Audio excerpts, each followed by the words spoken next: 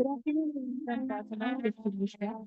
Welcome to the EU-ASEAN Cooperation Partners Dialogue, EU-ASEAN Businesses on Green Investment, and the implementation of the Global Gateway Strategy in ASEAN. Please proceed to the registration desk beside me. Our ushers will help you to find your seat. And please be seated because our event will commence shortly. Thank you.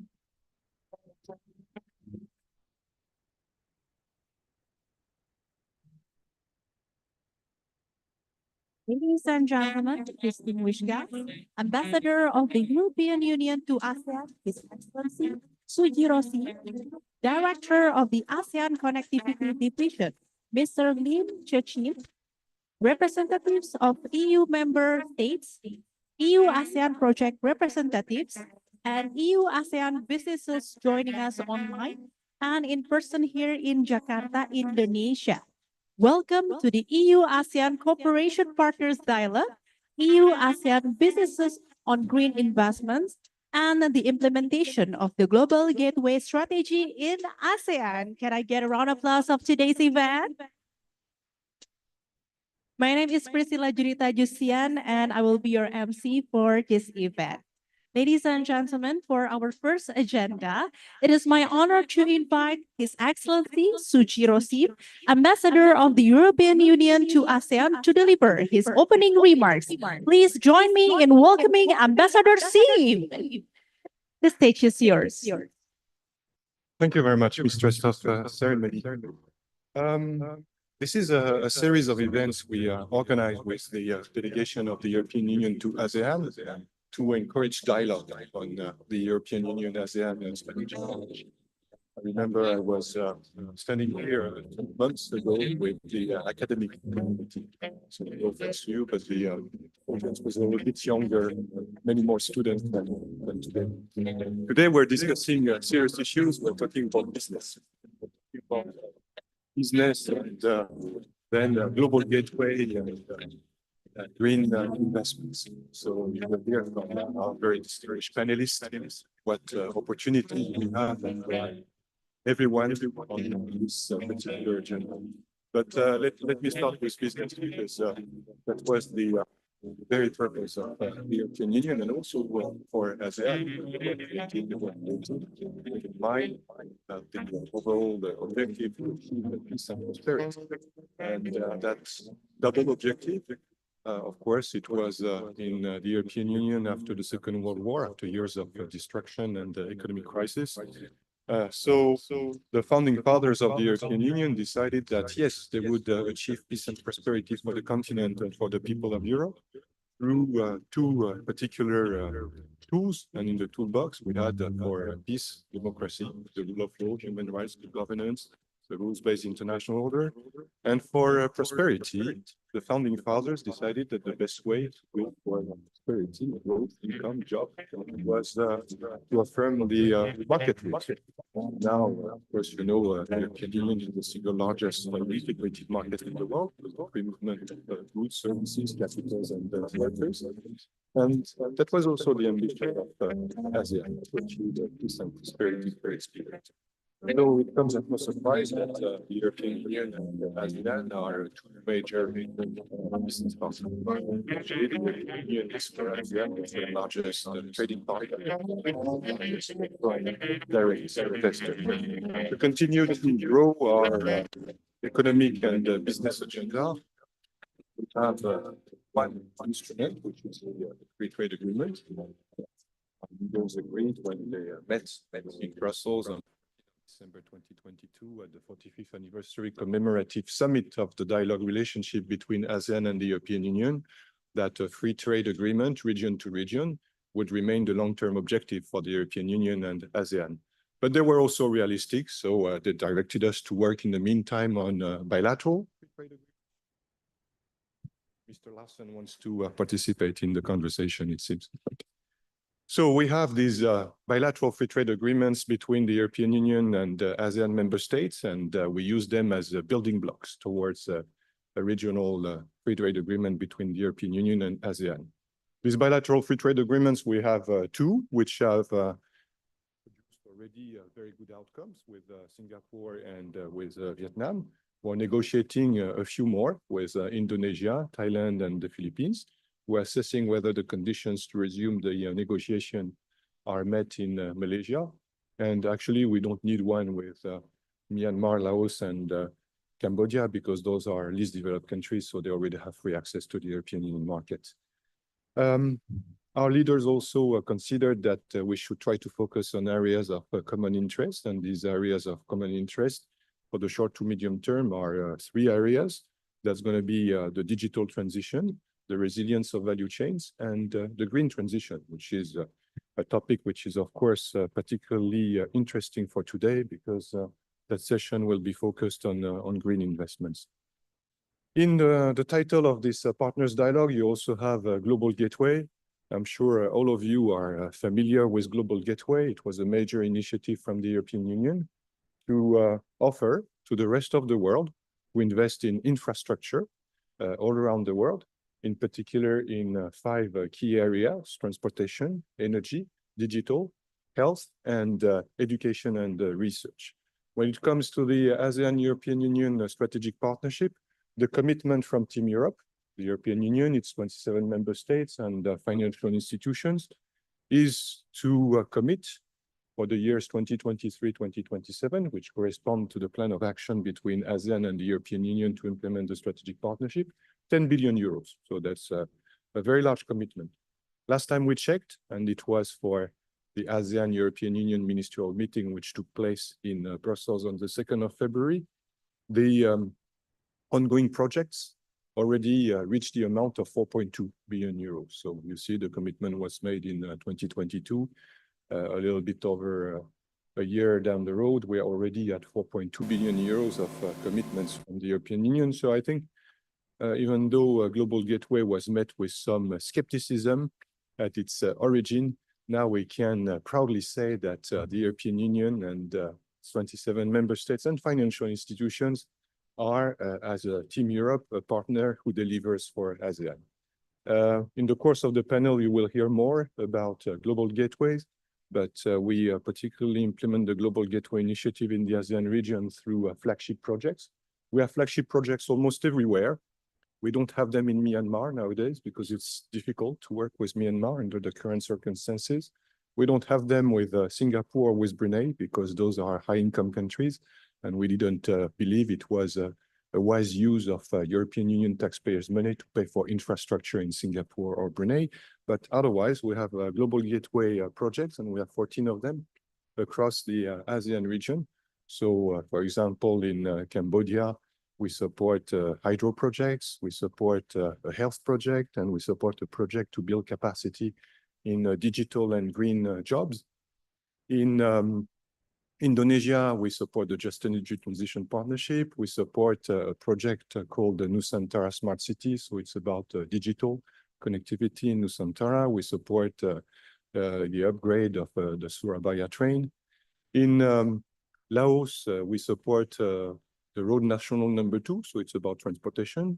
We also support a project which we call the TCAF, so it's a trade, investment, and connectivity in agriculture and forestry. Then in Malaysia, we support the Port of Lumut. In the Philippines, we support Copernicus project, so it's on digital connectivity. In Thailand, we support the upgrade of the power grid. And in Vietnam, we have 3 projects, also the Just Energy Transition Partnership and other projects on hydropower and wind power. So that goes to say that the Global Gateway Initiative is an initiative which produces real results for the people of ASEAN member states, and that's for the better. Now we also have, and in the course of the discussion today, you will hear about the other opportunities which are offered by the European Union. I will just name 2 because I already mentioned that we work as Team Europe. So we have 2 Team Europe initiatives for the European Union in ASEAN. One is the Green Team Europe initiative. And in particular, under the Green Team Europe initiative, we're working on a technical assistance facility, which would have the potential to improve or help with green investments. And the second Team Europe initiative we have between the European Union and ASEAN is our sustainable connectivity package. And that will be the main vehicle for our support to trade, but not only. I don't want to steal the thunder from our panelists, so I will just stop here. I wish you a very good dialogue. And because it is a dialogue, I want you to stay awake and harass our speakers with questions and reactions and comments. Thank you very much. Thank you, Sujiro. Please remain on stage as we will have the photo sessions together first with our moderator and panelists. And thank you so much for your insightful remarks. And please allow me to invite our moderator and also our panelists today to also come up for photo sessions. We'd like to invite Mr. Thibaut Porterva, Head of Corporation Delegation of the European Union to Indonesia and Brunei Darussalam, and our distinguished panelists, Ms. Sunita Luko, Head of the European Investment Bank, Regional Representation for Southeast Asia and Pacific. Welcome to the stage. Together also with Mr. Lim Chir-chin, Director of the ASEAN Connectivity Division. And please allow me to invite Mr. Chris Humphrey, Executive Director of EU-ASEAN Business Council. And also we would like to invite Mr. Thomas, co-convener of the ASEAN Circular Economy Business Alliance, Switch Asia, who joined us virtually. All right, please allow me to direct for the photo sessions together. All right, ladies and gentlemen, please step aside. and allow our team to guide you for the positions for the photo sessions together. So we can have Mr. Thomas in the group photos. All right, everyone's ready? All right, to the camera on a count of 1, 2, 3. One more time on a count of 1, 2, 3. Please remain on stage. Proceeding to our next agenda, His Excellency Sujiro Sim will now share a token of appreciation for our moderator and panelists today. Thank you so much for your time and support. And this is for Mr. Chris Humphrey. Give a round of applause, ladies and gentlemen. And for Mr. Lim Chichin, thank you so much. And also for Miss Sunita Luko. And the last but not the least, for our moderator, Mr. Thibaut Porter Van.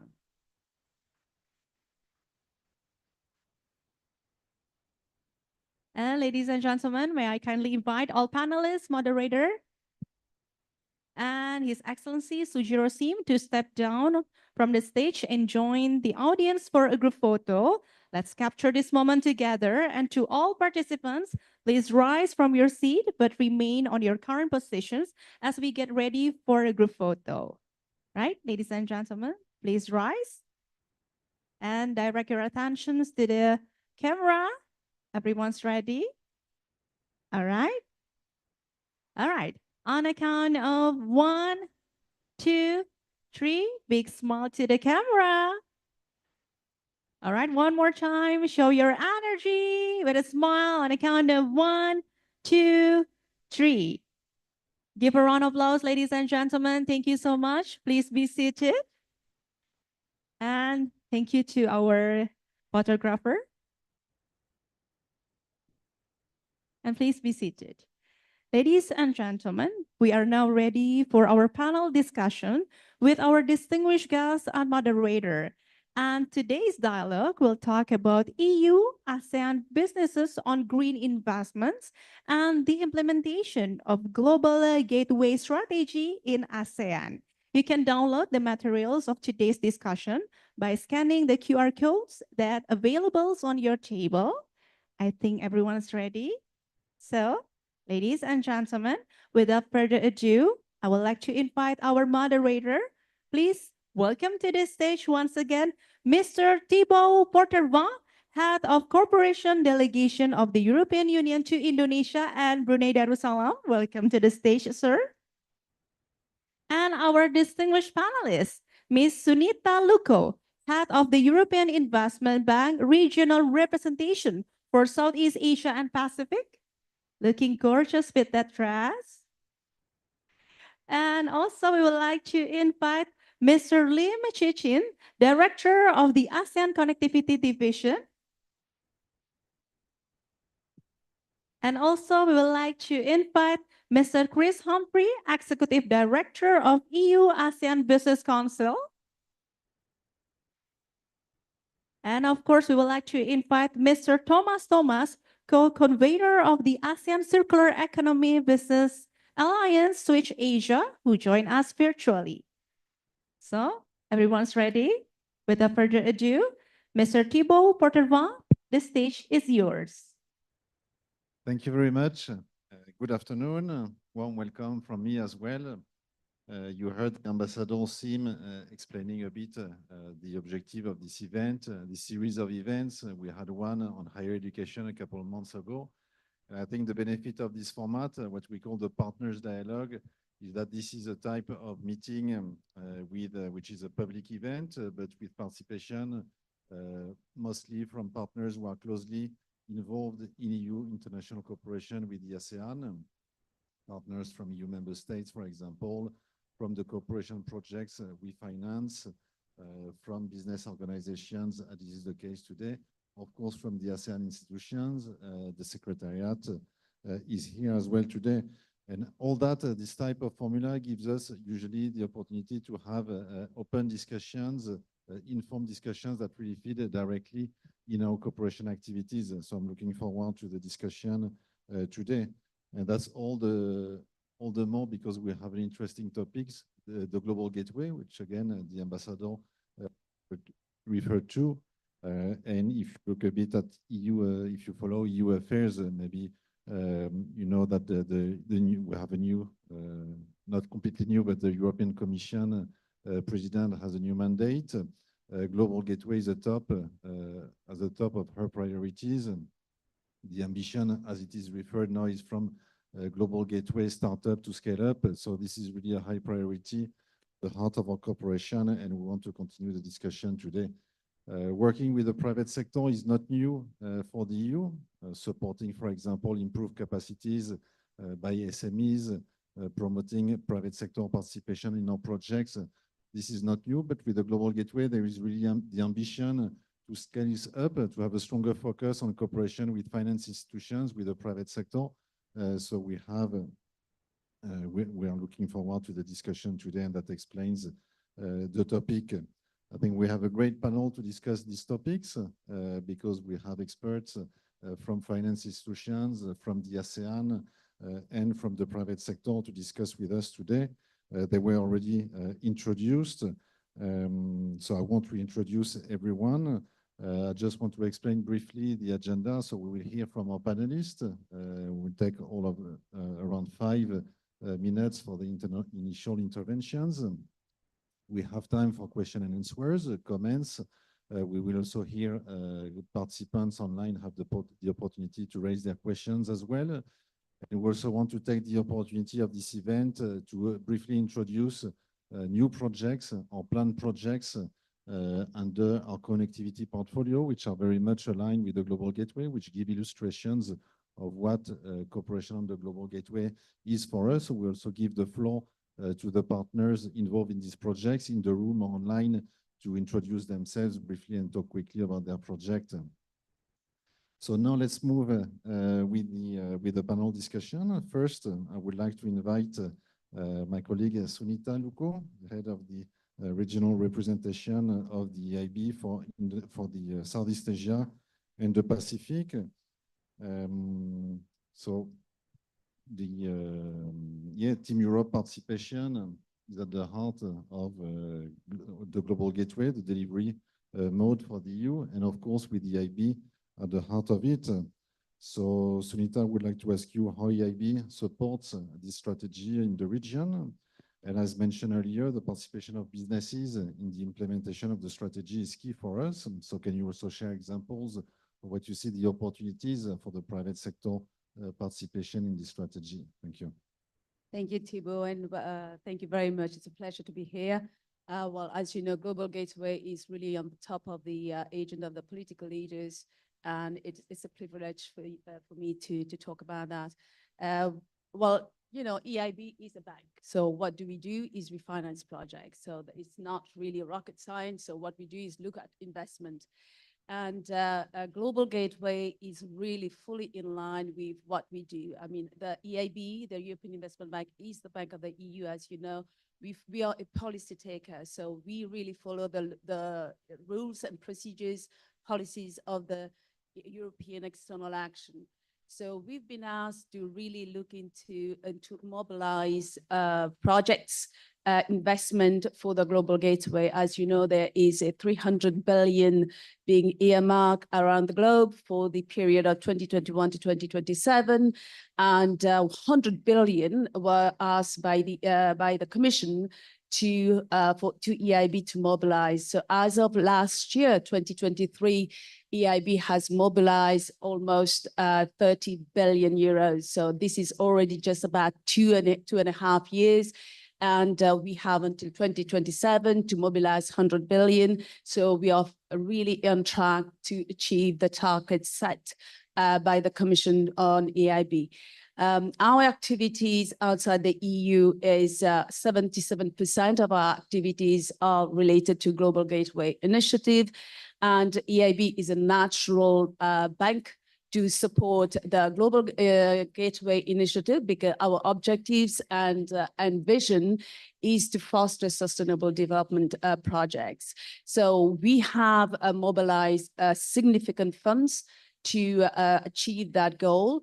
And as mentioned before by the ambassador and also by Thibault, that the sectors that are being earmarked, or the 5 main pillars, are really bode well with what we're doing. So without going into the details, but just to tell you, for example, the green energy, we are the lead financier of climate finance, and we are not called the EU climate band for nothing. So this is in our DNA to support green projects. So what we normally do is to finance, green projects, climate action. I think the ambassador has done my job already before, because all the projects that he mentioned are really the project that EIB is contributing in the different countries of the ASEAN region. So, for example, on a green transition, so where we would like to see business cooperation is where we can support green transition projects. We are participating with, as you know, we are supporting the JETP. 1 billion, EIB has pledged 1 billion for Indonesia and 500 million for Vietnam. And also we have pledged for South Africa and Senegal. So this is not the region, but just to tell you that we have been called upon to support this green transition. This is for green transition project where we would be able to support the industries. We collaborate with sovereign government, sub-sovereign, local banks, financial institution, and also private sector and project finance as well. We have a range, an arsenal of products. It includes a mix of grants, which we mobilize from the European Union, of course, and also we blend it with our financing, concessional loans. So, and then also we provide also investment and advisory services. So as I said, we are not a typical local bank. We are a policy-driven bank, policy taker. We follow the action of the external service, and we just here to support the policies of the European Union. So we complement our loan as well with other IFIs. I mean, EIB is the unique bank that is owned by the 27 EU member states. So by nature, we collaborate with our shareholders.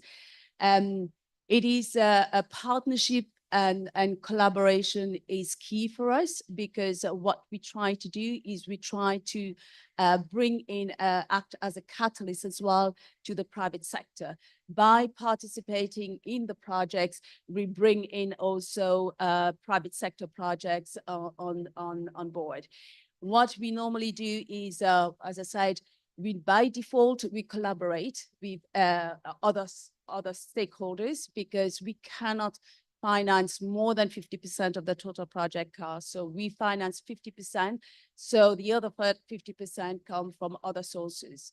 So we want to have also other stakeholders have the skin in the game in order to be part of this project. So we collaborate also not only with the promoters, but also discussion with the local government and with the regions and also partners. So collaboration is key for us, and we want to join forces with all the local and international partners in order to bring synergies and to make the projects really viable. One of the things I wanted to highlight before passing on to the panelists is EIB, as I said, is a high impact institution. So we don't only bring along long-term funding, but we also bring along blending and advising. So we have a huge expertise in-house.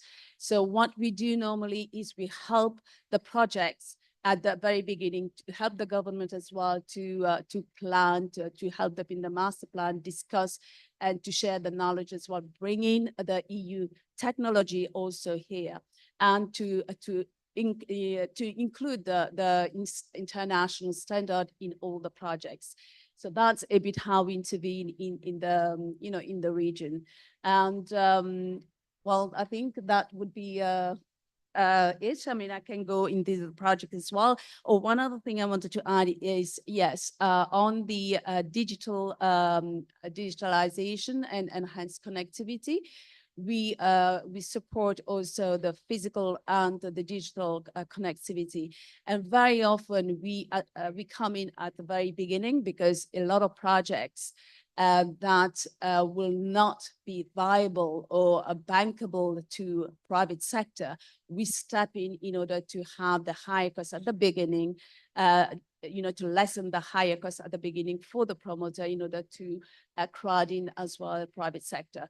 So that's a bit in a nutshell how we promote our project. We want to support the region in the Global Gateway Initiative and all the sectors that is being mentioned for the Global Gateway Initiative. We are really already doing that and financing for many, many decades. Thank you, Thibault. Yes, a round of applause for Sumita. Thank you, Sumita. We'll get back to you during the comments and question and answers. Now, I would like to turn to Mr. Lim Chechen, your Director for Connectivity at the ASEAN. And I think that's very interesting for us because the Global Gateway, first of all, it's about investment in infrastructures, but it's also very much about connectivity, investments in connectivity infrastructure, energy connectivity, for instance, digitalization. It's also about people links, at least for the EU.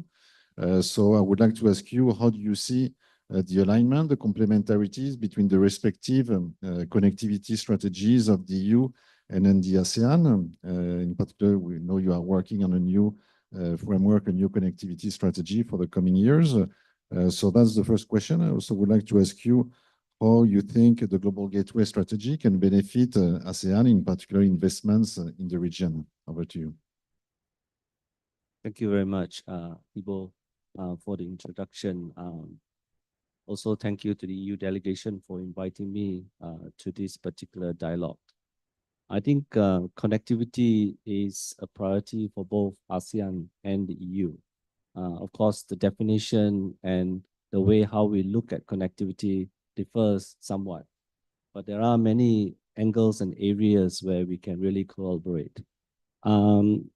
So strengthening practical cooperation on connectivity is a natural path for both of us to take. Collaboration is the key word. And in ASEAN, we have something called connecting the connectivities, because there are various connectivity initiatives around the region and around the world.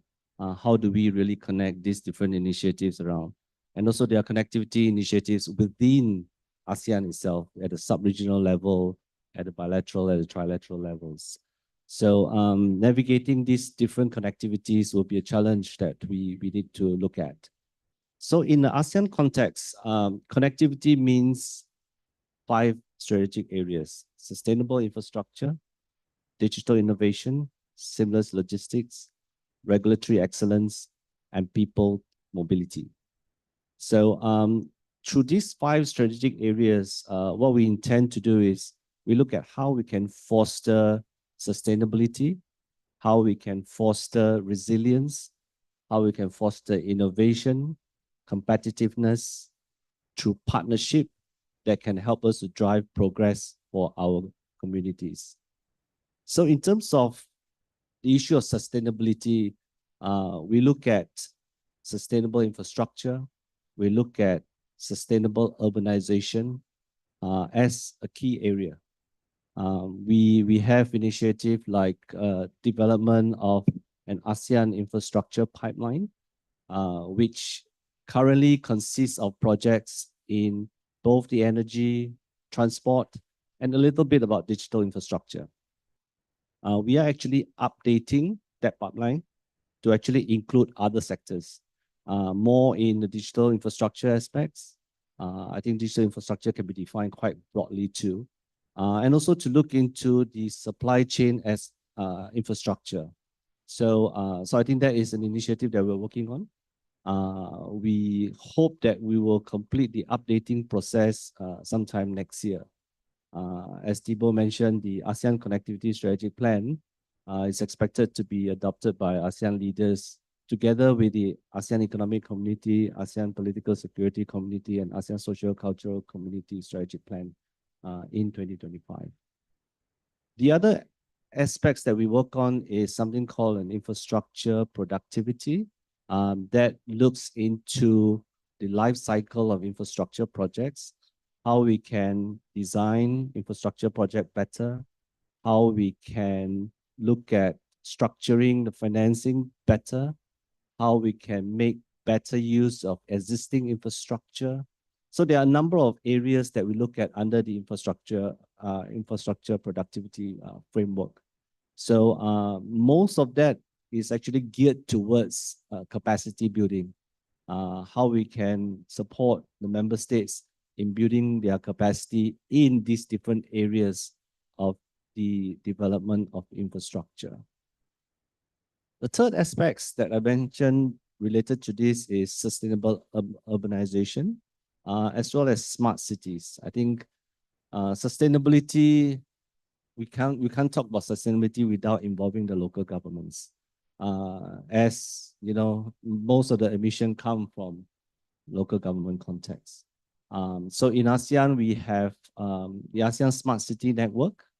And last year, under Indonesian chairmanship, we have ASEAN Village Network. So these are two networks that we have. I think it's important that we will continue to develop this. And under the new ASEAN Connectivity Strategic Plan, we actually have a dedicated area now on smart and sustainable urban development. So there are a lot of emphasis given towards the role of the local governments and the importance of looking at urban-rural continuum as well. So I think that will be an area that we are going to focus on quite a bit in order for us to achieve sustainability and also resilience, right? Resilience is also an important aspect in this context. Then the second aspect of how we can foster innovation is through digital innovation, through the people mobility aspect to some extent, where education is important, education in STEM, and also for us to look at how we can strengthen our fundamental capacity in mobilizing resources for digital talents. I think that's also something that we need to be looking at for us to advance the innovation component. And I think we have a lot of expertise out there that we need to tap. Sometimes in ASEAN, a lot of things we tend to do within governments. I think collaboration with the private sector is particularly important.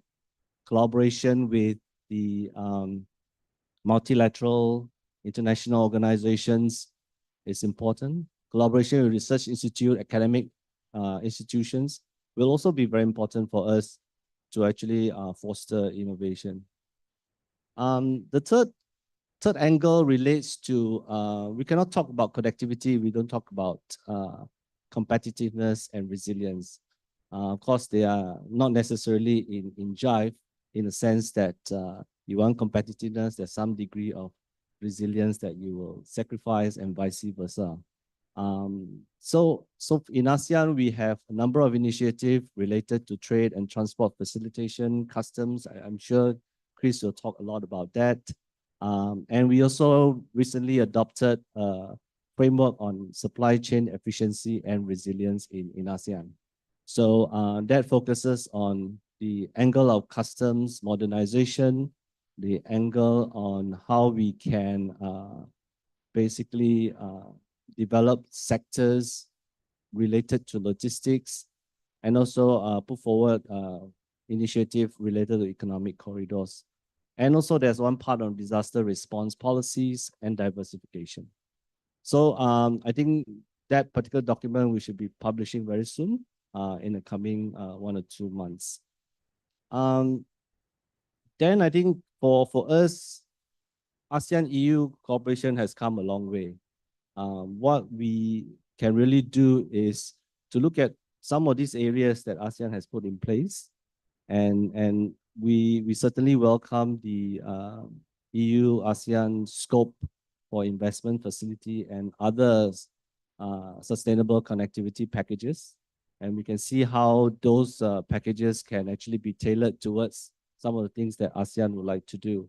And I think some of the areas that I've outlined could be a good starting point or continuing point for us to collaborate on this area. So with that, I'll stop here. Thank you very much.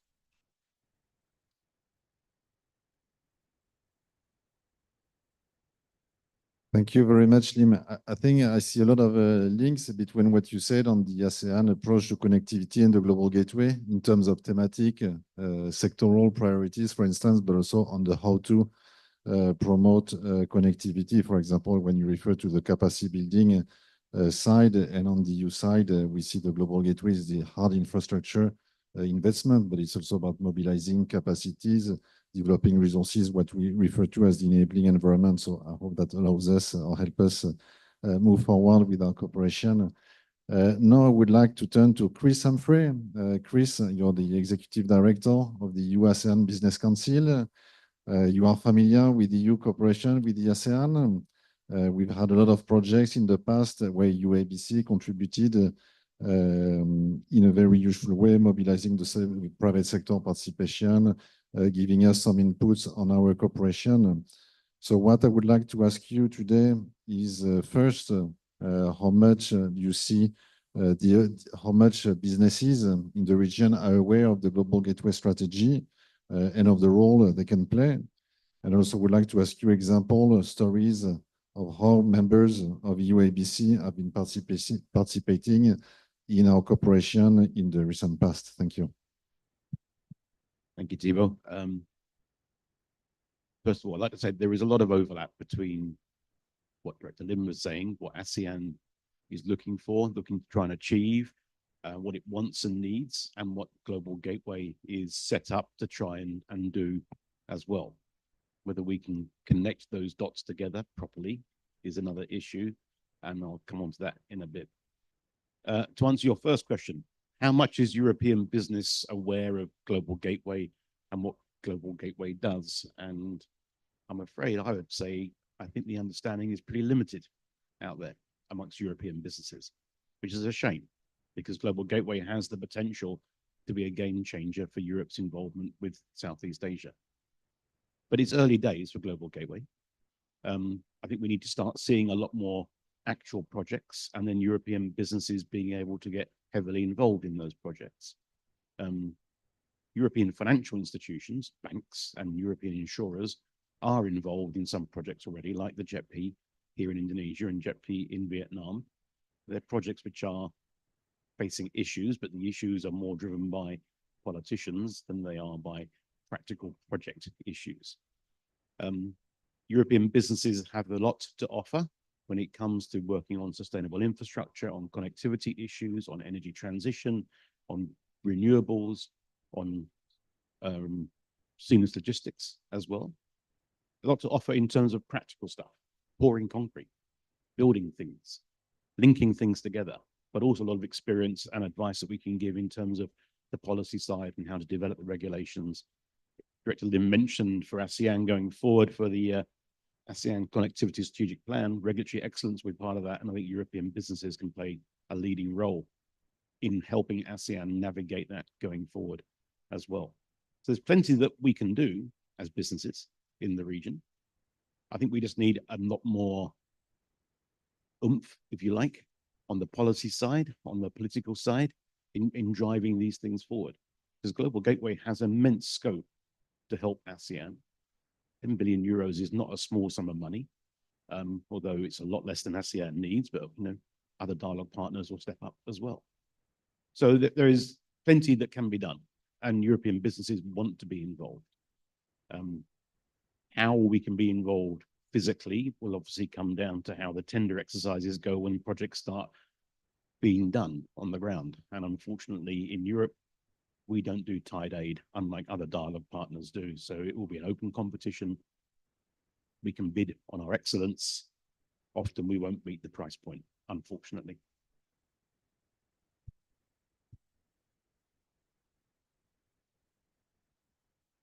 Thank you, Chris. How about the participation examples of the private sector participation in our cooperation activities, maybe to give us also inspiration on how we can promote their participation in the Global Gateway as well?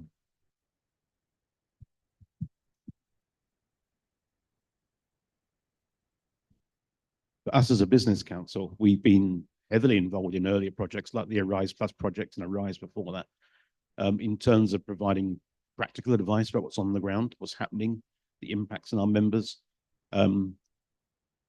policy direction going forward. I think with the new scope projects coming online now, I mean, if I had a criticism of Brussels, it would be the delay between the end of Arise and Arise Plus and the commencement of scope has been not good. But I think with the scope projects, we can work with the investment facilities. We've already had calls with them. I'll be meeting the guys from the Sustainable Connectivity one next week in VMTN. There is plenty of areas where we can work and cooperate. We can help identify potential projects. We can help identify areas where we think ASEAN might be looking for more support and help in terms of policy development, particularly on economic integration issues and practical issues like boosting the ASEAN customs transit system, for instance. And then we have members who actually use many of the tools that ASEAN's been developing and working on. And we can also then help identify where the bottlenecks are as well. Practical business experience is what we and our members will bring to the table. And then hopefully, as we move into projects actually moving ahead in Southeast Asia, we can bring our expertise in executing those projects as well. Thank you, Chris. You touched upon many interesting topics, about the experience of previous projects and tenders, how they are working. I hope we'll have a chance to get back to all this later. And when it comes to the scope projects, yes, we'll have the opportunity to hear briefly about these new projects shortly. I hope the technology works because we see the screen on and off. And now our next panelist is joining online. So Thomas, I hope you can hear us. Yes, I can hear you. Thank you. So we can see you well, but we cannot hear you.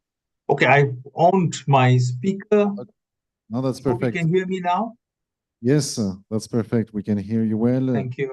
So Thomas, thanks a lot for joining. You are the co-convener of the ASEAN Circular Economy Business Alliance. And you're also familiar with EU cooperation. You've been involved in the EU Switch program, which supports sustainable consumption and production practices, working closely with the private sector, SMEs in particular. So building on your experience, I would like to ask you your approach, your experience in mobilizing businesses towards the green transition and towards circular economy in the region. So can you share how you've been doing this and what lessons this brings us to mobilize further the private sector for the EU Global Gateway and how we can use the private sector to mobilize finance as well? Thank you. Thank you very much, Thibaut, and thanks for this opportunity to share my experience of working with the Switch Asia team. I thank also the EU for your support to the project. I must clarify that I'm not staff of Switch Asia and therefore I cannot speak on their behalf, but I can speak about my good experiences working with them as on this project on mobilizing businesses in ASEAN for circular economy.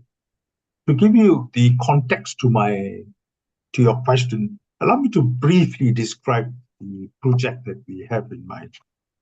We started phase 1 from September last year to August this year. This project was a request made by the ASEAN CSR network, of which I was the CEO, to mobilize business for circular economy. So we had requested so that we could create a framework for circular economy in ASEAN. We could uncover business examples to show that it is already working in ASEAN and to establish a network of businesses for circular economy, which is the ASEAN Circular Economy Business Alliance, which we call ASEBA. We succeeded in meeting all the targets for phase 1. ASEBA was launched on 22nd July in Jakarta with the support of the EU delegation, the ASEAN Secretariat, ASME, ASEAN Business Advisory Council, my friends in Cardin, and many others. And and we had as a partner for us. So in phase 2, we are going to continue with support from Switch Asia to build on ASEBA, which will be comprised of participating companies. Companies become members. We're also trying to establish country leads in Indonesia, Thailand, and the Philippines with AREBA, the ASEAN Responsible Inclusive Business Alliance, the regional hub. Indonesia, our country lead is Kardin. I thank them for all the great support. The AREBA, short, is the successor for ASEAN CSR network. We moved from, because CSR has been a limiting thing, we think it should be better if we say it's responsible and inclusive business, where business have a responsibility for impact on society and environment. So ASEBA will want to expand and scale up circular economy among businesses through knowledge sharing, experiences, uncover, write more business examples, and through advocacy and partnerships. As part of this, we partner the ASEAN Business Advisory Council, and we are going to sign an MOU. So what has been the key takeaways from our things? Number one was, I think, the circular economy project meets the needs of the region. There is confusion on what circular economy really means. So we need to educate and propagate the framework we developed through engagement with businesses and other stakeholders. Number two, we found that there is the business links and the social capital of ASEAN CSR network help the project gain some access to businesses in the region. And having ASEAN BAC, or ASEAN Business Advisory Council, as a partner added to their gaining more access and credibility. A third point we found was Switch Asia has a reputation as a subject expert on circular economy and SCP, sustainable consumption production. This made it easier for us to sell our framework or discuss framework and also sell the project. And now I think the other point is that this project really helps governments in the region who are committed to net zero carbon. But you cannot achieve net zero unless you have practical exercise of circularity, where you reuse, have resource efficiency and circularity in place. So what are the lessons that we learned? I think the first lesson is that engagement with businesses at the beginning of the project was very helpful. It helped us to develop a framework for the region for which they have ownership. So it does not come out as an external model that is parachuted upon them. It's developed with consultation from businesses in the region. The number two is having the right expertise makes a difference. So Switch Asia appointing the right experts to push it, especially at the regional level, made a difference. And having an ASEAN orientation helps in getting the buy-in from regional stakeholders. And I also say that as we are ASEAN-led and ASEAN-centric, it's much more acceptable as well. So it's more things. And I would also say finally that ASEBA is unique in many ways.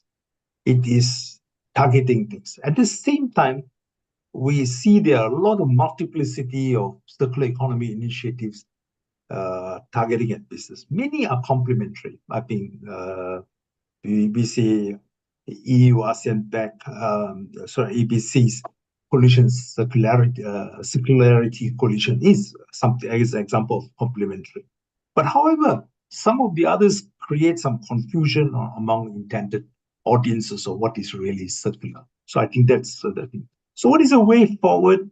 I think we'll have to say that first and foremost, improvement means how we could get more business participation, going beyond talking about waste management, recycling, or just EPR, or the extended producer responsibility.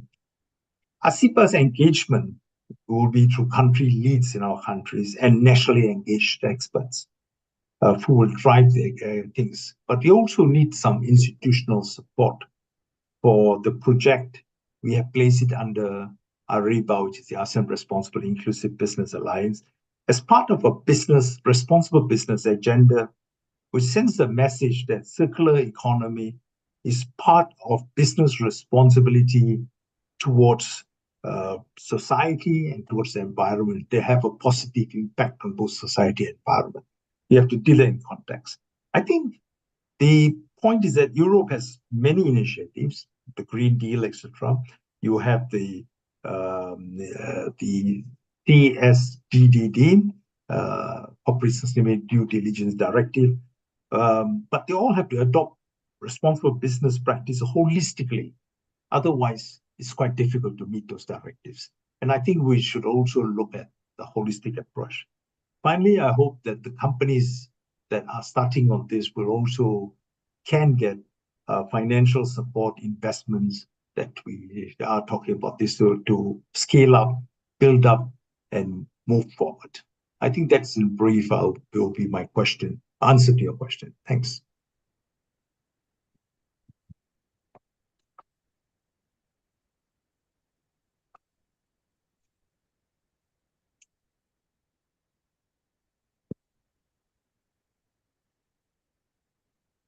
Take this one. Thank you very much, Thomas, including for your experience and also your recommendation to us, for example, having holistic approaches to engage and support businesses. So we have half an hour left. I hope we have a chance to get back to some of the comments and stories told by the panelists today. We also want, as I said earlier, to take a bit of time for short introductions to a series of new connectivity projects, the so-called scope projects. But let's first take a first round of comments and questions, either from the room. Also, we can have questions shared online. I think we will see the questions popping up on the screen. But let me open first. Who would like to break the ice?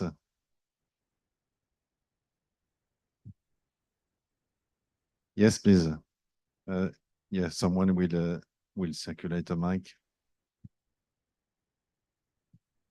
So if you can introduce yourself, please, and say to whom your question or your comment is addressed. My name is Jakob Sorensen. I'm with AP Moller Terminals. We are running 65 container terminals around the world and part of Maersk, and have also pledged to go using renewable marine fuels. Chris and I, we go back a long time. I think we have a lot more to do on global gateways. I've been working here in Indonesia with Pelindo for a couple of years to try to develop the first renewable container terminal in Indonesia. But I just have a little provocative question, perhaps, because next door there is a conference of bio-waste. And I'm thinking we can use that bio-waste to make renewable marine fuels such as methanol. But that bio-waste comes from palm oil plantations. So what does the EU say about that? I can tell you that today, this is pushed into wooden pellets and shipped to Poland, and it's burned in Polish power plants. So in some way, shape, or form, the EU is receiving this. I thought it would be much better if we develop some geothermal energy in Sumatra, and we use that millions and millions of tons of bio-waste to make renewable marine fuels. That I would call circular economy. I think that would be good for global gateways to have renewable marine fuels as well.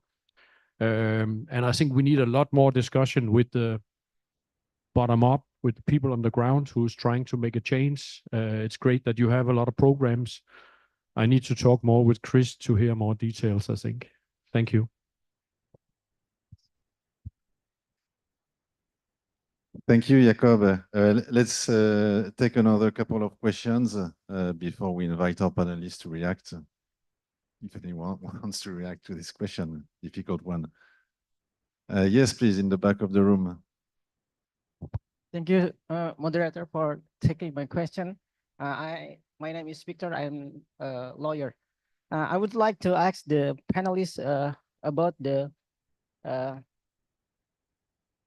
objective and vision is to foster sustainable development and to support the region when it comes to ASEAN.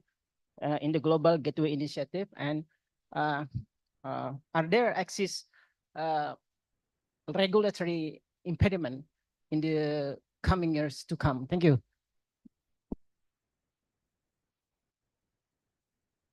Thank you for your question. Let me see if there's a third one. Yes, please. In the middle. Thank you very much, moderator. I would like to continue to the idea that being launched by Mr. Jacob. This relating to the bioethanol. And since he mentioned about the palm oil, but we have another also kind of plantations like palm sugar that being planted in many areas of Indonesia. And it has been proved that that plant is one of the best material to produce the bioethanol. So that is a good idea, I think, if Mr. Jacob's idea is being implemented here. So there are many diversification of plant that can support also the European businesses as the mission of the gateway itself. And then the second part is I'm actually from the Trust Council of the Unitary Education Foundations in West Jakarta. I'm very curious how the EU-ASEAN business can also support the establishments like we have.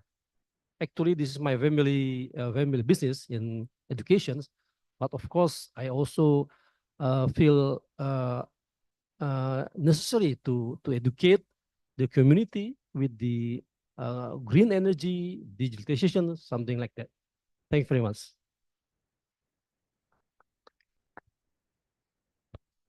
Thank you very much for your question. So I think that's already three. I saw that there are other questions, but that's maybe enough to start with. So bioethanol, bio-waste, we've moved away a bit from the investment in infrastructure question, but I think maybe we can hear about the perspective from the private sector on how this broader context impacts the cooperation with the private sector. There's also a question on regulatory impediments. I think this is indeed an important question. How about the policy context, the regulatory framework? For us, for the EU, we see this as part of the enabling environment on which we want to work at the same time as we encourage investment mobilization. So if anyone of the panelists wants to react to this as well, that's welcome. So maybe I will invite our panelists to share short reactions on any or both of the questions. Chris, you have the mic. Do you want to start?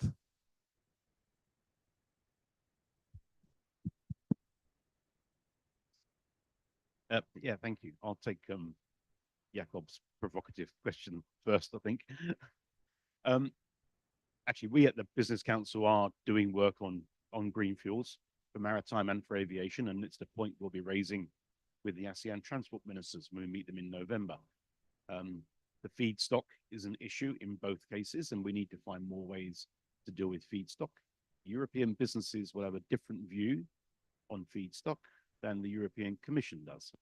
I'll be quite blunt about that. The Commission doesn't like the idea of using palm oil as a feedstock for sustainable aviation fuel or sustainable maritime fuels. But you've got to find the feedstock from somewhere. And I think at times Europe gets too bound up by its principles rather than looking at what is practically best on the ground. And we need to start addressing that. Business needs to start addressing that. And the gentleman was asking about regulatory impediments. Sunita and her team at EIB are bound by a set of principles set for them by the Commission as to what sort of projects they can lend to. They've got to be basically, correct me if I'm wrong, but they've basically got to be extremely green. Here in Southeast Asia, we need financing for transition projects, projects which are a shade of orange or yellow heading towards being shades of green. And that's what's really needed. Whether it's energy transition stuff, whether it is retiring coal plants early so that we can then reinvest the money into renewable energy. That's what ASEAN needs. They need the money for transition projects, which is why the ASEAN taxonomy is so good.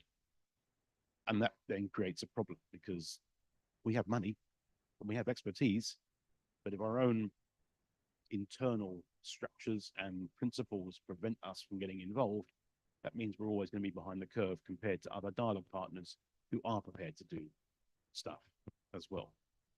I think the gentleman there was talking about skills development. For business, that's vital. And the jobs that exist today probably won't exist in 10 or 15 years' time as we get further down the digital transformation route. And also we need to be training people to do more on sustainable development issues, on new technologies to help protect the planet, to deal with climate change, et cetera, et cetera. Businesses will need people with different skills in the future.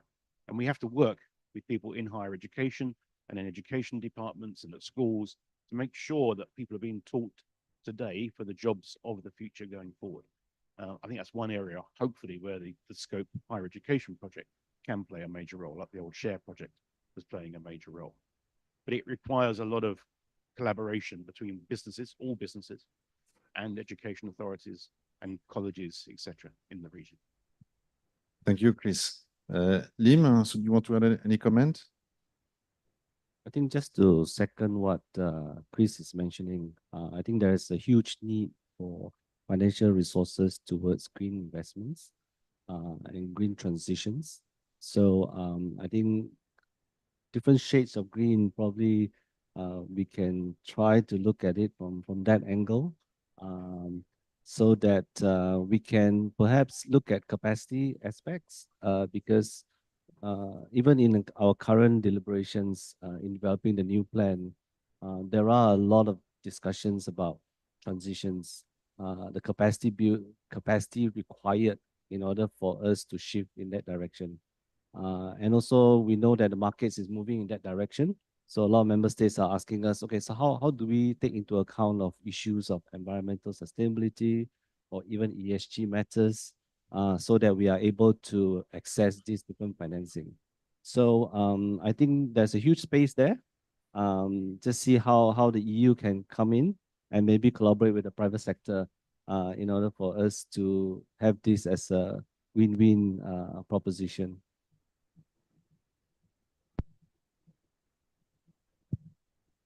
Thank you, Lim. I don't know if this mic, yes, it works. Sunita, on the regulatory framework, you want to add any comment?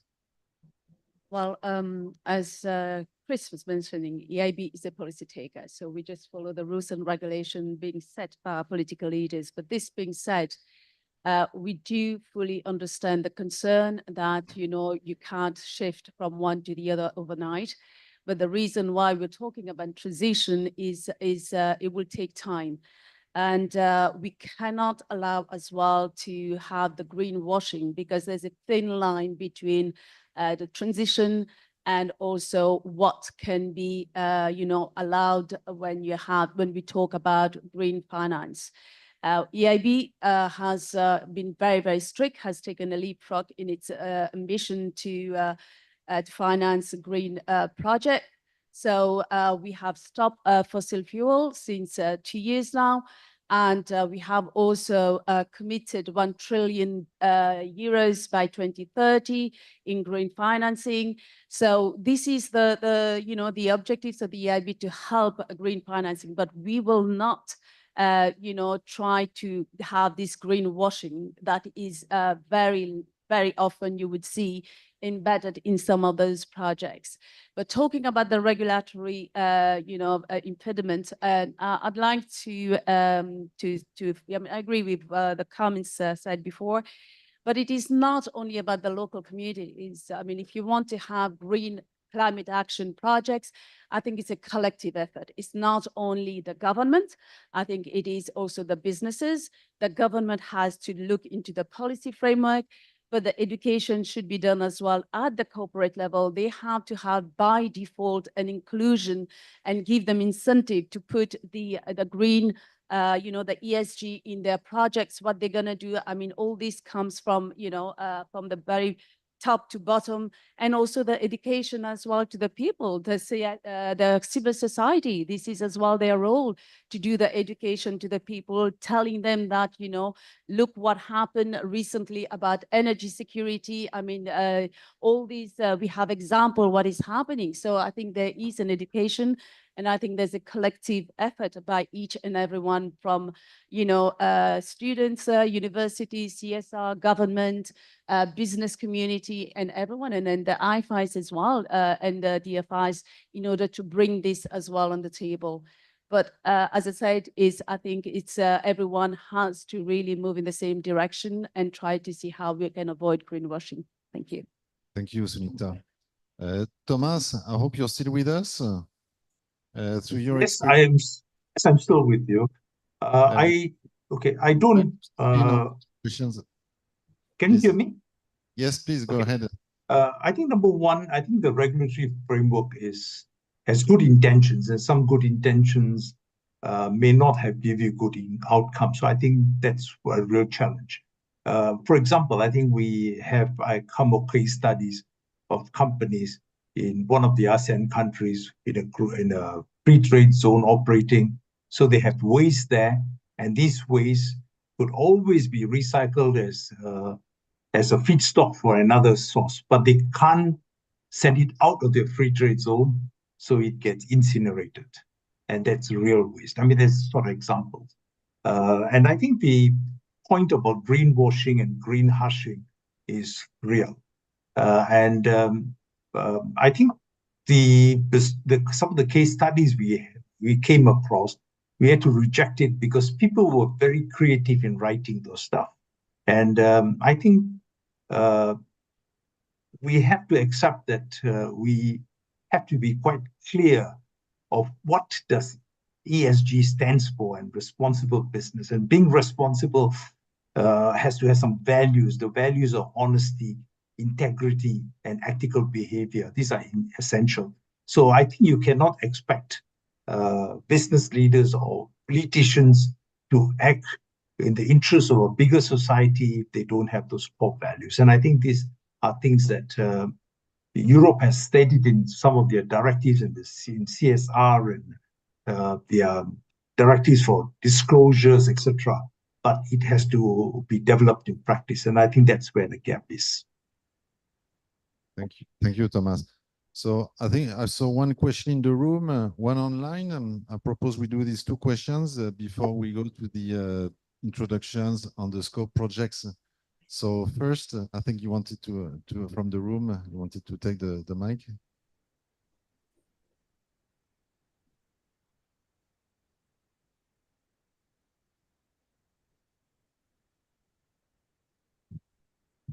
And Mr. Beranek, you will be next. Okay, thank you. Just very quickly, my name is Shanti Shamdasani. I'm international trade consultant, practically. I think this global gateway is a very good strategy and concept. Very short and to the point question is, when do you assume that this will basically be completed in terms of 100% given, what's currently happening in Southeast Asia, especially Indonesia, which is 40% of the ASEAN countries. So, there are a lot of elements within this. Where do you want to focus first? Once the Prabowo government comes in place, since we're in Indonesia, for example, what do you want to put on the table first, and how do you see this moving forward? Thank you. Thank you. And then we have our intervention online. Thank you, Thibault. My name is Florian Beranek. I'm actually from Austria, but I had the privilege 15 years ago to come to Vietnam with the first batch of the Switch Asia program on social responsibility. So well ahead of time of all the ESG, CSRD, and so on discussions. And today I'm here participating in my role as the Vice Chairman of the Central and Eastern European Chamber of Commerce in Vietnam. We are a part of EuroCham, also of the big, largest EuroCham family in ASEAN. And I would like to pick up a little bit what Chris said. This is how, and I was part of a Switch program 15 years ago, as I told you, and I witnessed how great it was at that time. We did it just informally, the cooperation with businesses, with European businesses, with local businesses. And I would really love to see more of this back again. I'm missing this, really, I'm missing this 15 years here. I'm missing this in the past. And the CSRD, CSDDD, I think would give us a great opportunity together European companies with support and the backing, the political backing also of the European Union, not only of single member states, of the European Union as a whole, to push for this compliance, for this better responsible business. Because I tell you, CSRD, CSDDD is not what is in ASEAN companies were waiting for. This has a lot of conflict potential, a lot of fighting about disclosure, what is right, what is wrong. The way for green, blue, whatever washing is really, really open. And it would be sad to miss the opportunity to get into real business partnerships, not with too many third and fourth parties involved. And I think these are things the European Union really could manage, that we do not get lost in bilaterals. You know, every member state is doing a little bit, and finally the Japanese, the Americans, the Chinese, the Koreans are laughing about us on that. So I really think working with businesses, small ones and big ones, but in particular also the small ones, can leverage the European position here really, really well. And I would like to see these actions more out. And I hope that EIB also has an open ear for smaller projects, not only for the big ones. Thank you. Thank you, Florian. So two great comments and questions. First one on what are the perspectives in terms of delivery of the Global Gateway, how we move forward, and secondly, opportunities for business partnerships. So I would like to ask again all the panelists to make a short intervention and to respond to this. This will be your final comments, because we still have the introduction on the scope projects before we conclude the session. Chris, would you like to start again? So I'll get the short straw again. Let's take Shanti's question first. I was there in Brussels at the summit when the 10 billion euros was announced. Bakalanga's response at the time, because he was there, was, well, we're 40% of the ASEAN economy, so where's my 4 billion euros, please? And expecting hard cash on the table. I think Cindy would tell you there's an end date of 2027 to get the money out there and spend the money. So that's the end date. I think we do need to start accelerating, seeing actual projects on the ground, and not just here in Indonesia, but throughout the entire region. And honestly, Indonesia is actually relatively well off compared to some other countries in the region. So perhaps the effort should be targeted more towards the CLM part of the region, where DM is naturally very difficult. I think on the second question, the reason why I like the ASEBA project that Thomas is working on so much is that it's a project meeting the requirements of ASEAN, being driven by ASEAN institutions, supported by EU funding through Switch Asia. It's not pushing European ideals onto Southeast Asia. And that's why ASEBA looks good, and it's why ASEBA will work very, very well going forward. And I think we need to be mindful of this. We need to be a lot more collaborative in our thinking. So whilst Brussels is coming out with a never-ending list of EU Green Deal related legislation, some of which European businesses find extremely painful to deal with, we can't just turn around to Southeast Asia and say, you've got to abide by these from stop. We've got to work with them to help them learn, help them understand what they need to do, and help upgrade their own legislation and requirements and reporting as well. We can't just turn around and say, this is what you've got to do. I hope the projects we have now, and there are more than just the scope ones, there are others operating in the region, funded by the Commission and by European member states. I hope they will collaborate with governments and collaborate with ASEAN businesses and learn to find out what ASEAN wants and then help them develop in the direction which Europe would like to see them moving, rather than just saying it's our way or it's not at all. Thank you, Chris. Lim? Yeah, I think collaboration is important. I guess in any development cooperation, having it demand-driven is particularly important. I think sometimes in some of the projects, we receive the proposal from the partners, rather than the proposal is worked with the partners and then implement together with the partner through institutions within the receiving partners. So I guess, yeah, so I guess the important part is collaboration and demand-driven approaches to implementing projects is the most important for us. And the other aspect is I see that there are a lot of examples of global gateway projects at the country level. Whether you can have some quick wins at the regional level, I think that'll be important for you to showcase success of global gateway initiative at the regional level. Thank you. Sunita. I think coming back to Shanti's questions, when can we deliver? I mean, there is no, I mean, we would love to see this happening very quickly, but you know, a big project is not going to be overturned overnight. There's a time to prepare the project. There's a lack of capacity. We have to understand that there's a lack of capacity, lack of competency, and all this. So what we normally do at the EIB, we normally, when there's a project, we look at the project, and when there's gaps, we try to advise, or we'll bring along also technical assistance from the European Commission and trying to help the projects to be implemented or to develop. And it's going to take time, just like the JETP, for example, just to quote something, you know, there's not only about the preparation of the projects, there's also the legal framework that need to set up, the policy framework. Chris was mentioning before EIB, I mean, just like any other multilateral institution, we do not give tied loans. So it's an international competitive bidding. So that would mean we do not accept local content requirement that is imposed by the country. Now, it takes a bit of time to waive that requirement for Indonesia. See, if that wouldn't be there 2 years ago, we could have financed the project in a few months' time, just like in other parts of the countries. So I think what we have to see is that there's many parameters to look at. But this being said, in order to have really a stamp of good quality of projects, we really need to look into this. We help developing the ESIA and also other projects, and also develop, you know, the capacity building of the company.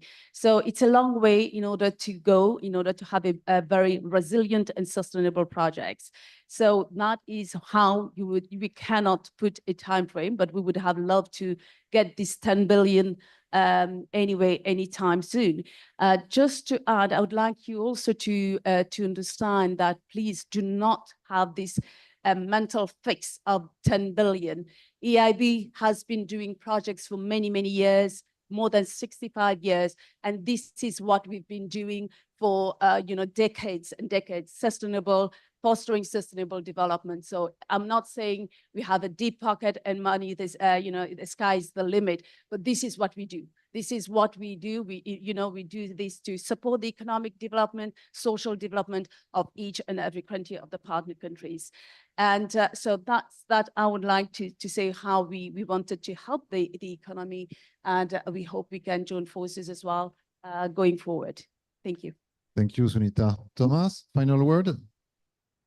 Yes, for the opportunity. I think the key essence I would do is Europe has an agenda, and in order to meet the agenda, we need to have transformation in aspects of ASEAN.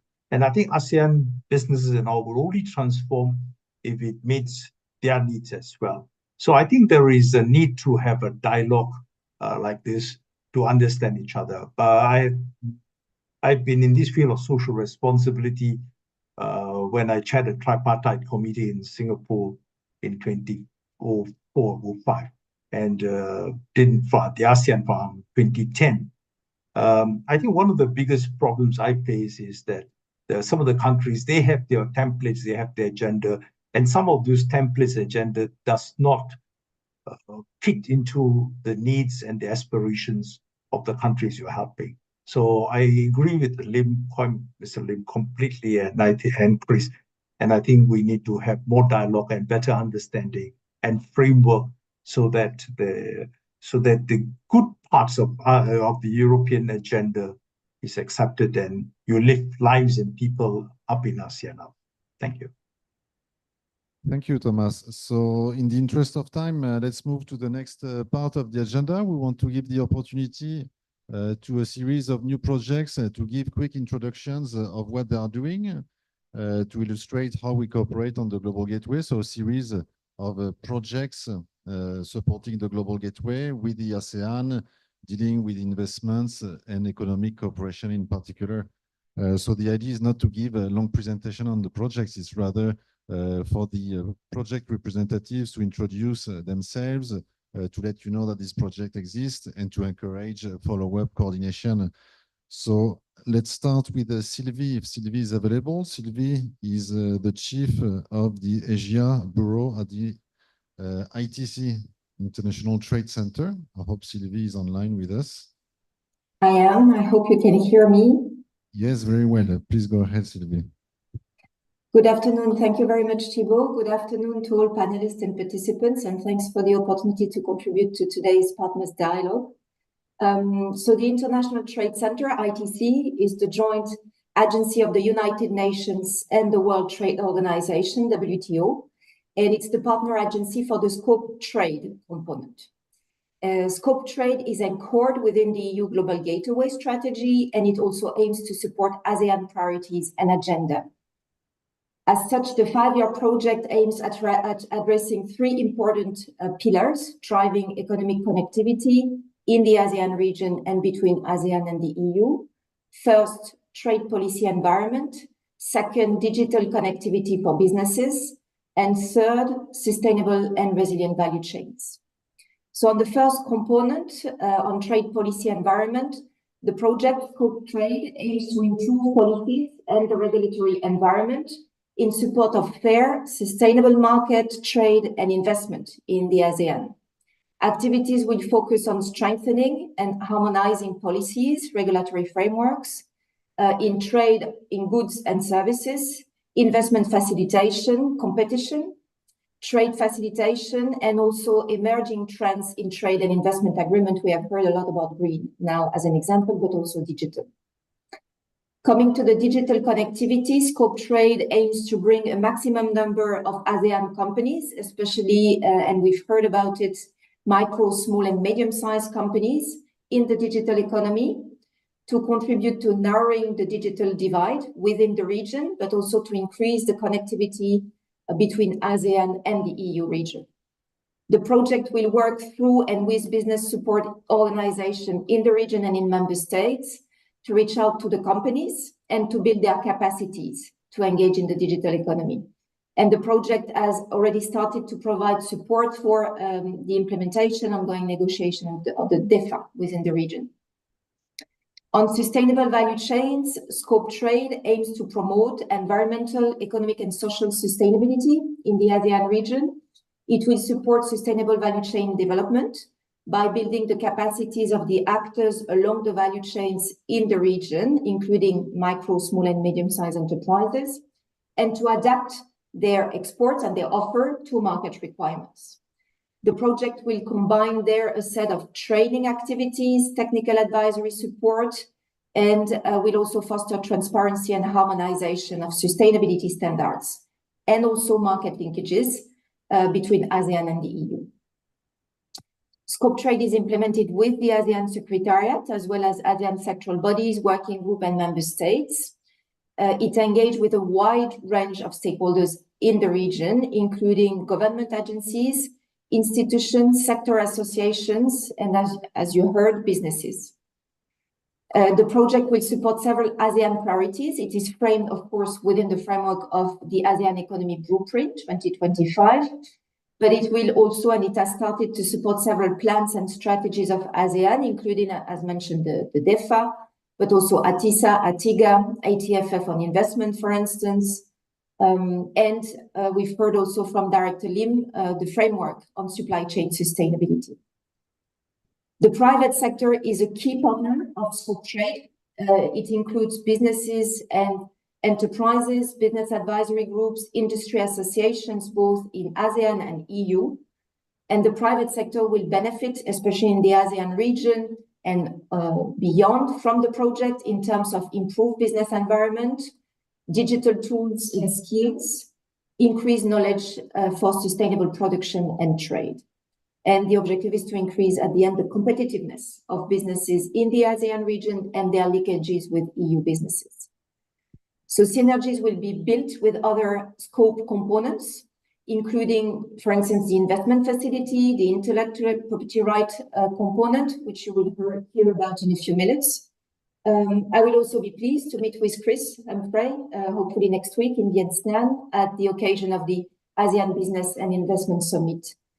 So we really look forward to collaborate, and collaboration has been a key word in the discussion so far with different other project partners of the ASEAN.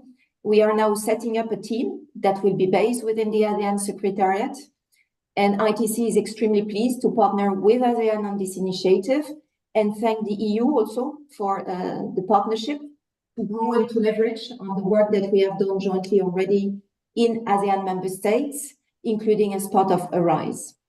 So we really welcome today's discussion, which has really focused on many important aspects of the global gateway, but foremost the role and the key role of the private sector for it. So thank you very much for the opportunity and wish you a good continuation of the day. Good afternoon in Jakarta. Thank you. Thank you, Sylvie, in particular for emphasizing the role of the private sector. I think what you presented answers quite a lot some of the comments that we heard before on the need to work on the partnerships with the private sector and also the enabling environment for investments. So let's now turn to Gonzalo Tejada Bilbao. You represent the Scope Intellectual Property Rights Project, which is also a new project as part of the Scope Connectivity team. Please go ahead. Hello, good afternoon, everyone. I'm very excited to present the Scope IPR. The European Union and ASEAN have been cooperating in the field of intellectual property for almost 3 decades by means of bilateral and regional cooperation between EU institutions and ASEAN counterparts. The projects or programs were and continue to be implemented by the European Union Intellectual Property Office, which is the EU-IPO. And this is done in the form of activities carried out in the region. They focus on training, capacity building, and awareness raising in the field of IP, intellectual property. These activities can include workshops, conferences, campaigns, studies, etc. The project has just started and has a duration of 4 years. I'm based here in Bangkok.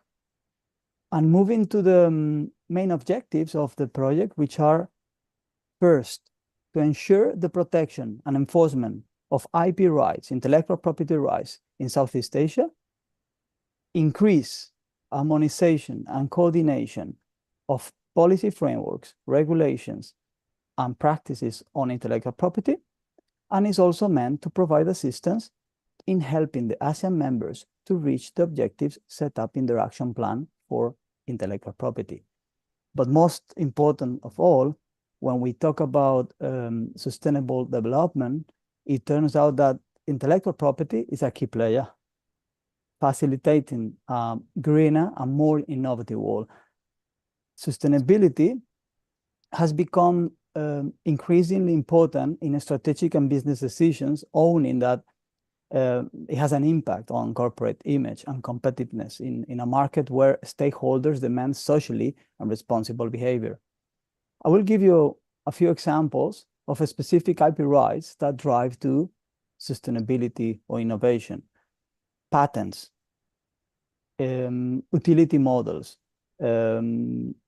registered designs, for example, which in turn lead to innovation within many different fields of, for example, agriculture, renewable energy, healthcare. Another type of intellectual property, copyrights, safeguards, for example, educational resources. This helps progress in the provision of quality education.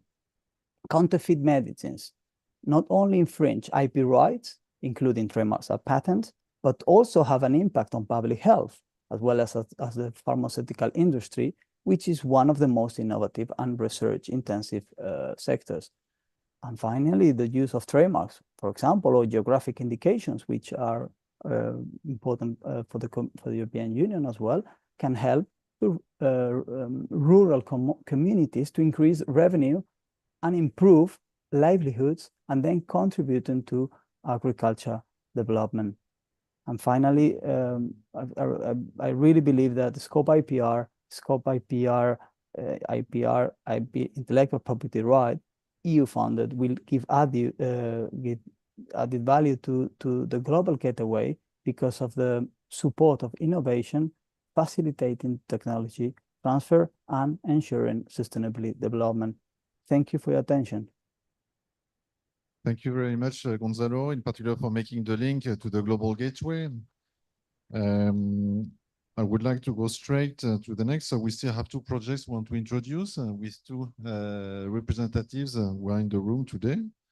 So first, Joachim Bergerhoff, the team leader of Scope Investment. Joachim, please.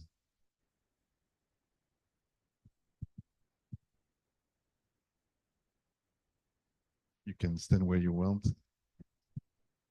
I would like to see the audience and say hello, and thank you, Thibaut, for introducing us. I'm the new kid on the block for the Scope Investment Facility. So I'm quite excited to talk to you for the first time, and I hope we will speak together often. But I have the privilege that the name of our project is very clear and precise about what we are about. It is the Scope Investment Facility, which means the Sustainable Connectivity Package Investment Facility. We have spoken a lot about connectivity and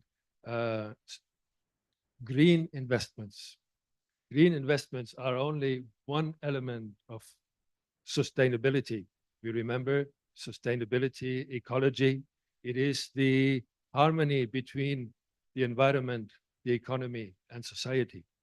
And so when green is the environment, we also have the other colors, to use the color theory discussion just a moment ago. And when we dig deeper into this topic, Director Lim has given us a very important lead, which is the connectivity or the infrastructure productivity. That is very important. Infrastructure creates connectivity, but connectivity is not a means or an objective for itself. It is meant to produce sustainable societies, developments, and so forth. So much for this. There's a lot to explore, and I hope we can do this together in the next encounters around your projects and policies. The next element is package. There are those great projects that are also in the scope package, and we are very happy to be a part of this and to add on to those specialist organizations as a purpose-built project, a task force, so to speak, because we do not come, we are a consulting company. We do not have the background of an established international organization, which makes us flexible. Hello?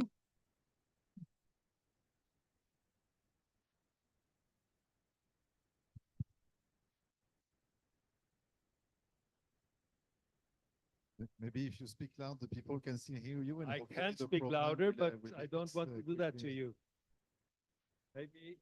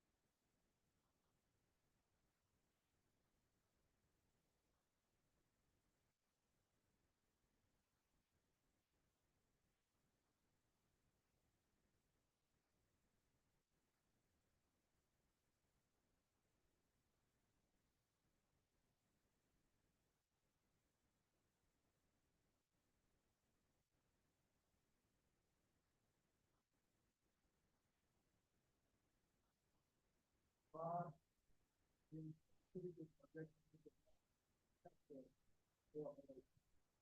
it is European Union that has its own policy and the policy for everybody, but that is also the the leader and the facilitator of the Team Europe. And we really hope to be a convincing team that shows other member states and protagonists how wonderful it is and what a pleasure it is and how productive it is to work together as a team among Europeans, among Southeast Asians, and all together. So that's the package part. But of course, what interests you a lot is the investment. We had investment from the European Investment Bank. I don't have any investment money. So we can skip the investment part quite quickly, but there's the facility. How this is us. We are a small team, task force I mentioned, but we do have the capacity to mobilize several thousand expert days over the next 4 years in order to facilitate these great investment projects that we are hinting to, that we are thinking of, that we want to develop together. And how are we going to do that? And here again, Dr. Lim, Director Lim, thank you for the right wording. Is the connection of connectivity of connectivity. There are so many great initiatives and projects in this room and all over Europe and ASEAN that need to be connected with each other. And we've mentioned, we've heard somewhere, or I heard somewhere, capital is not the issue. It is the projects. We need good projects that all that mobilize the capital. And so many good projects are there, but just a little something is missing. Connectivity between the projects, among the projects, and with a bunch of investors. And that is precisely what the investment facility is about to do.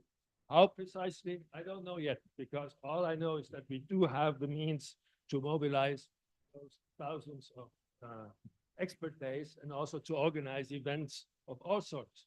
But for the rest, we are just setting up.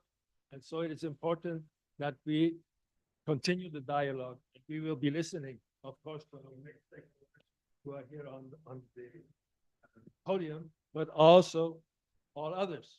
The Team Europe, very important, and all the promoters of good projects, mainly and particularly from the private sector, because there is, of course, a lot of energy, a lot of knowledge in the private sector, which needs to be complemented by those sustainable package investments. Thank you very much, and see you soon.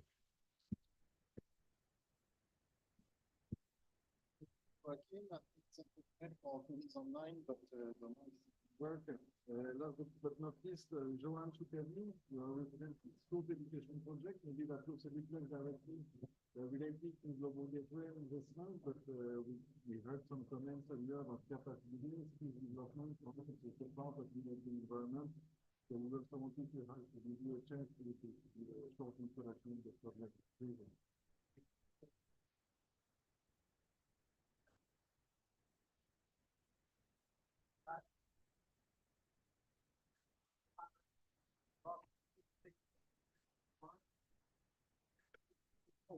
We have 3 people forward, and people will say, we did this as well. And what do? So they choose more higher education. What we are a 4-year project, 9 million euros, 9.3, which is compared to the figures that have been mentioned in previously. It is a drop that is throughout our resource. And that's what we do. Basically, we invest in the future. We are providing the season and opportunity to work. Basically, what we do is for reference to any trend that may how long is that? We work with university, with academic. That ambassador team mentioned that another event when it was with academics and it was the younger crowd, so I'm coming from the younger crowd. And this younger crowd needs to make sure that they can be mobile. They can go from one country to another and then get their mobility together recognized. So you need the young people the right skills. We make sure that the investment that they make in the future that's not happening.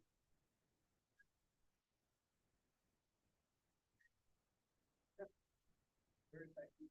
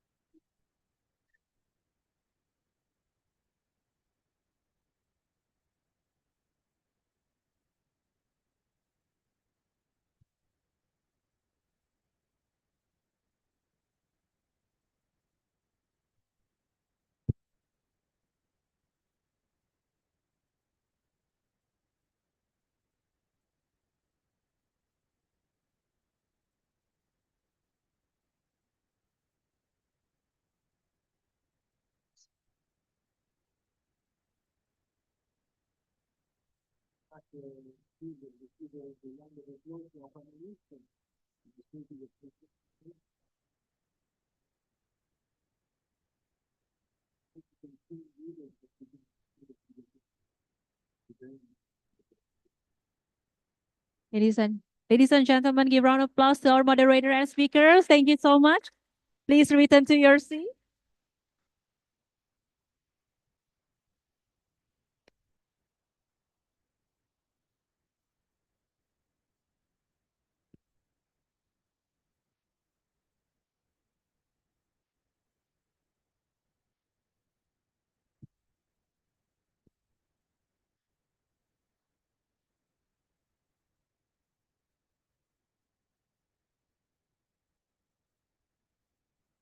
Certainly.